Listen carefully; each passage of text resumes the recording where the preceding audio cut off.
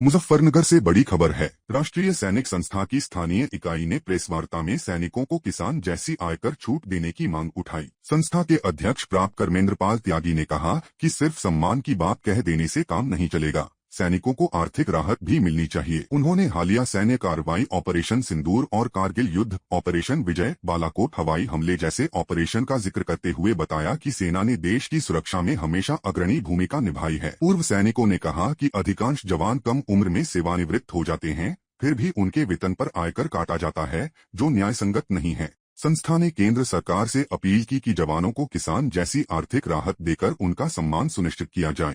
देखिए सर, मेरा नाम कर्नल तेजेंद्र पाल त्यागी है। मैं राष्ट्रीय सैनिक संस्था का नेतृत्व करता हूं।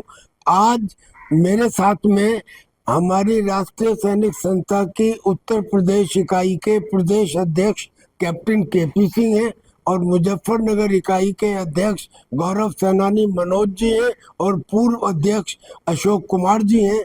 मेरे बराबर में गौरव सेनानी राजेंद्र राठी, प्रवीण राठी, हमारी महिलाएं, वीर महिलाएं यहाँ पे उपस्थित है। आज का जो प्रेस वार्ता है, इसमें हमारा उन्वान है कि सैनिकों का वेतन और पेंशन कर मुक्त यानी कि इनकम टैक्स फ्री होना चाहिए। हमारा तर्क है कि हमारी संख्या हिंदुस्तान में करीब 13 लाख है। हिंदुस्तान की आबादी करीब 140 करोड़ है। 140 करोड़ का 1% और उस 1% का 1% और उससे भी कम 13 लाख बैठते हैं। यानी कि अगर हमारे लिए कोई कंसेशन दिया जाता है तो उसका बजट के ऊपर कोई ज्यादा असर नहीं होगा, लेकिन लड़ते हुए सिपाही के मोराल पर, मनोबल पर उसका बहुत बड़ा असर पड़ेगा।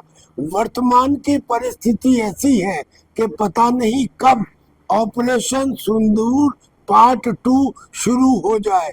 अफगानिस्तान पाकिस्तान में युद्ध चल रहा है।